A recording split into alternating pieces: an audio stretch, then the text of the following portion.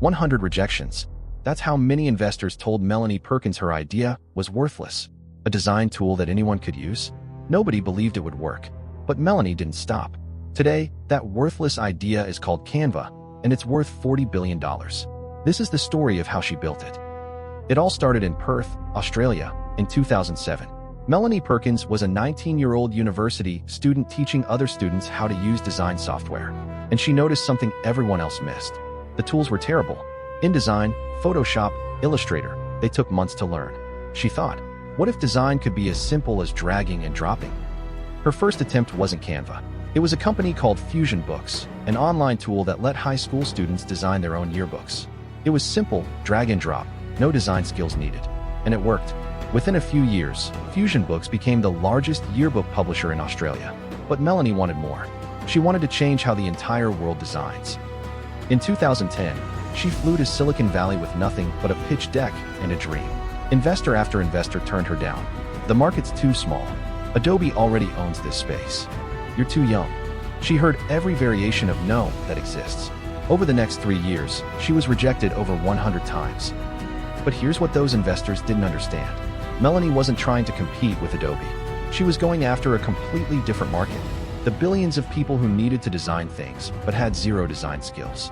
Small business owners making flyers. Students building presentations. Social media managers creating posts at 2 a.m. That was the real market. The breakthrough came in 2012 when she met Bill Tai, a venture capitalist, at a kitesurfing event in Perth. Yes, kitesurfing. She pitched him between sessions on the water.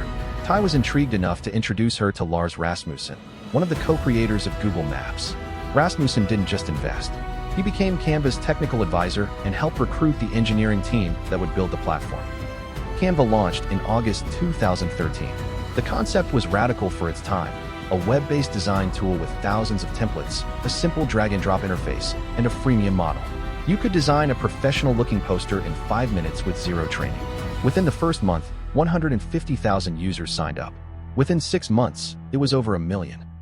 The growth was insane, and it wasn't driven by advertising. Canva grew through pure word of mouth and virality. Every time someone created a design, they shared it. Every shared design had a tiny made with Canva watermark. Every watermark brought in new users. It was a perfect viral loop that cost almost nothing.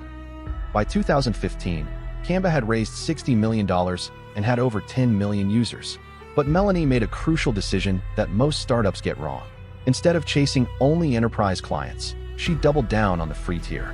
She kept the core product free forever. This wasn't charity, it was strategy. Free users became evangelists. They brought Canva into their workplaces. Managers saw it. Then entire companies switched. Then the pandemic hit, and everything changed, for the better. Suddenly, everyone was remote. Teachers needed to design online lessons. Small businesses had to build websites and social media content overnight. Churches were making YouTube thumbnails. PDA groups were designing digital flyers. The world needed Canva more than ever, and Canva was ready. Between 2020 and 2021, Canva's user base exploded from 40 million to over 75 million.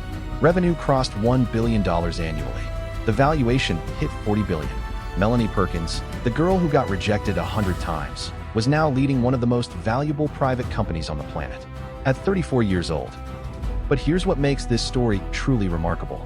Melanie and her co-founder and partner Cliff Albrecht made the giving pledge. They committed to giving away the majority of their wealth. In 2021, they donated 30% of the company's shares, worth over $6 billion, to charity through the Canva Foundation. Most founders at their stage are buying super yachts. They're giving billions away. So what can you learn from Canva's rise? 3 things. First, go where the big players aren't looking. Adobe owned professional designers.